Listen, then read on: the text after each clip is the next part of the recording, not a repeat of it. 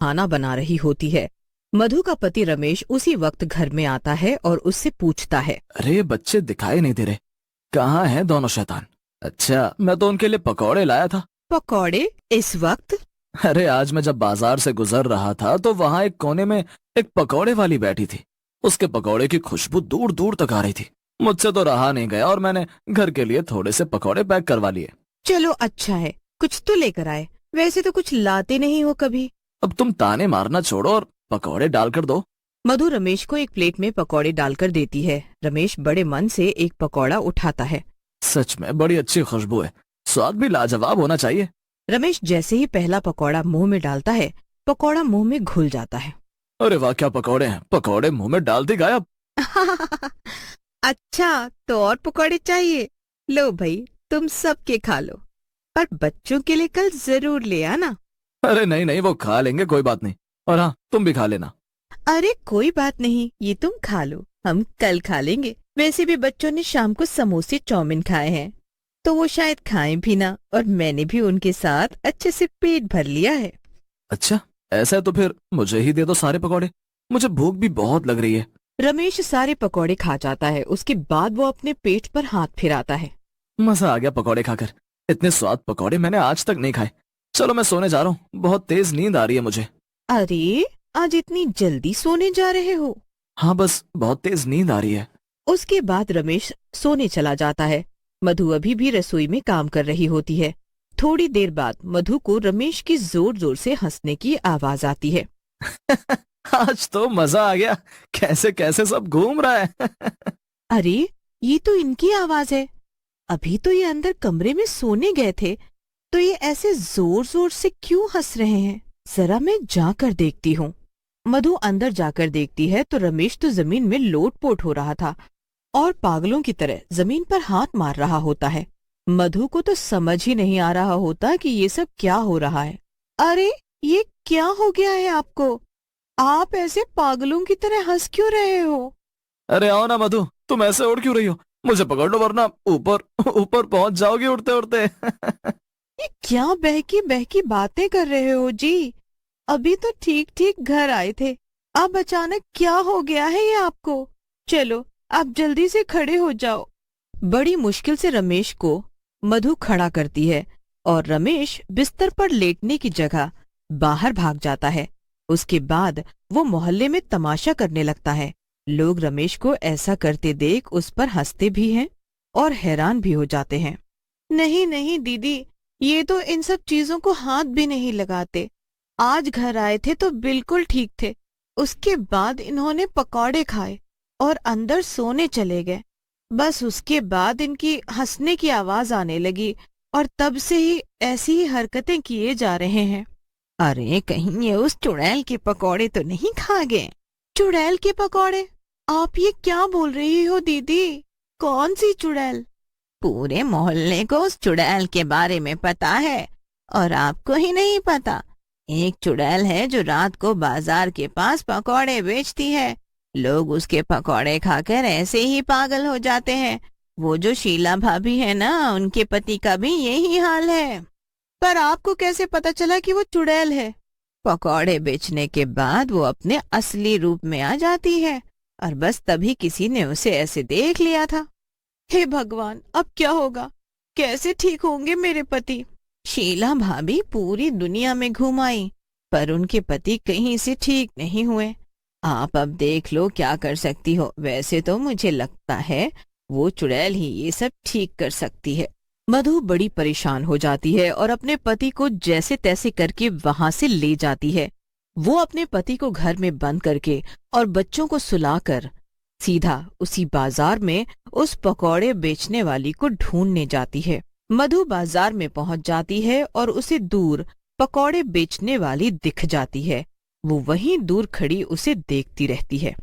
आओ आओ, जल्दी आओ, गर्मा गर्म पकौड़े खाओ, एकदम करारे और स्वादिष्ट पकौड़े। कुछ ही देर में पकौड़े वाली के सारे पकौड़े बिक जाते हैं। वो आम इंसान की तरह अपना सब सामान इकट्ठा करके वहां से जाने लगती है। वो दीदी बोल रही थीं कि ये चुड़ैल है, पर ऐसा तो कुछ भी नहीं है। मधु को ये बात झूठ लगने लगती है और वो वापस आने ही लगती है कि उसे अजीब सी हंसी सुनाई देती है। मधु फटाफट पीछे मुड़कर देखती है तो वो पकौड़े वाली चुड़ैल में बदल चुकी होती है। आज तो मजा ही आ गया, मेरे सारे पकौड़े यूं बिक गए और किसी को पता भी नहीं चला। उन पकौड़ों में पागल करने वाली भांग है।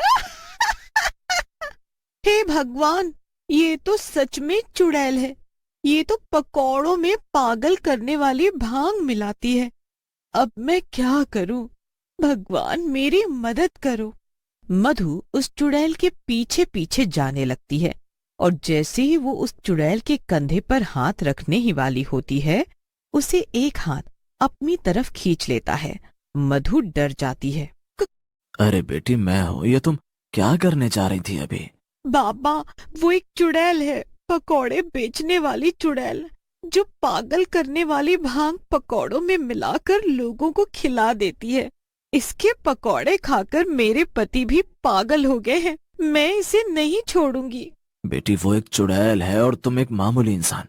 इससे तुम जीत नहीं पाओगी और ये तुमको मार डालेगी। तो फिर मैं क्या करूं? कैसे अपने पति को ठीक करूं और इस औरत का अंत करूं? क्या तुम सच में इस चुड़ैल को मार देने की हिम्मत रखती हो? हाँ बाबा, मैं तो इसे अभी के अभी मार डालूंगी। ऐसी बात है तो मेरे पास एक ही उपाय है। अगर तुम ऐसा करती हो तो तुम्हारा पति भी ठीक हो जाएगा और ये चुड़ैल भी मर जाएगी। आप मुझे जल्दी बताओ बाबा। तुम कल मेरे पास आना, मैं तुम्हें कुछ दूंगा। बस वो चीज तुमको मिलाकर पकौड़े बनाने हैं और कैसे भी वो पकौड़े तुमको इस चुड़ैल को खिलाने हैं। ये तो बहुत मुश्किल है। मुश्किल तो होगा ही, उसे मारना आसान कैसे हो सकता है? मधु बड़ी परेशानी में आ जाती है, पर उसके पास कोई दूसरा रास्ता भी तो नहीं होता। वो चुपचाप घर जाकर सो जाती है और अगले दिन बाबा के पास जाती है। बाबा उसे एक पोटली देते हैं। मधु पोटली लेकर घर आती है। पोटली में कुछ मिट्टी जैसा होता है जिसे मधु बेसन में मिलाकर पकौड़े बना देती है। अब मधु के पास बस एक ही आइडिया बचता है। वो चुड़ैल के साथ में ही अपने पकौड़े बेचने बैठ जाती है। पकौड़े ले लो, पकौड़े। इतने स्वादिष्ट पकौड़े कभी किसी ने जिंदगी में नहीं खाए होंगे। ये क्या चक्कर है? तुझे दिख नहीं रहा मैं पहले से यहाँ पकौड़े बेच रही हूँ? तो फिर तू कैसे यहाँ पर पकौड़े बेच सकती है? हैं?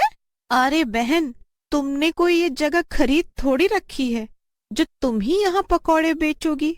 और वैसे भी मैंने बहुत सुना है कि तुम बहुत ही बेकार पकौड़े बेचती हो। मैं और बेकार पकौड़े? मेरे पकौड़े खाकर तो लोग पागल हो जाते हैं, पागल। हाँ हाँ, सही कहा। खैर, अब मैं भी यहीं पकौड़े बेचूंगी और मुझे कोई रोक नहीं सकता। पकौड़े वाली को बड़ा गुस्सा आ रहा होता है। वो अपना गुस्सा अंदर ही अंदर पी जाती है। अब दोनों एक दूसरे के बगल में बैठी पकौड़े बेच रही होती हैं। मधु ने 2 तरह के पकौड़े बना रखे होते हैं। एक तो चुड़ैल को खिलाने के लिए और लोगों को खिलाने के लिए नॉर्मल पकौड़े। मधु के पकौड़े लोगों को बड़े ही पसंद आ रहे होते हैं।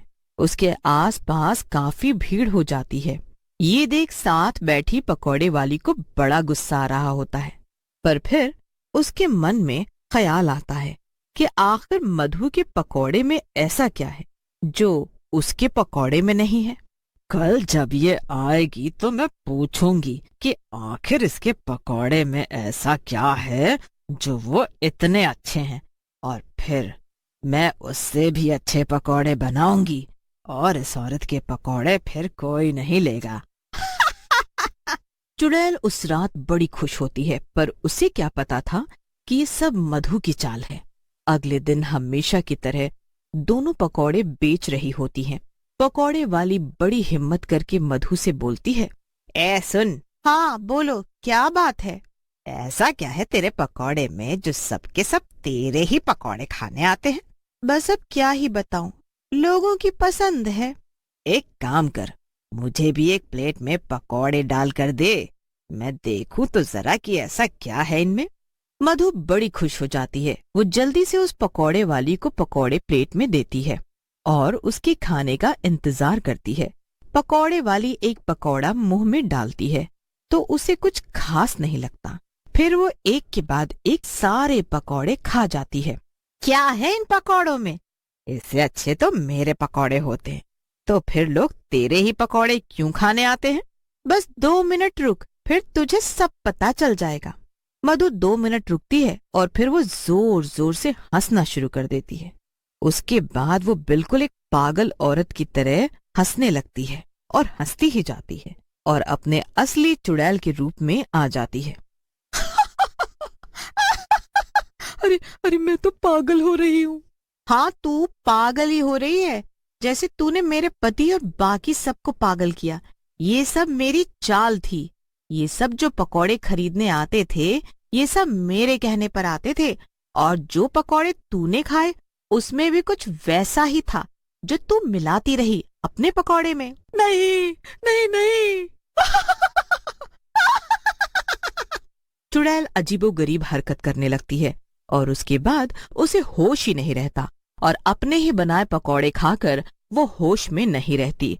कुछ ही देर में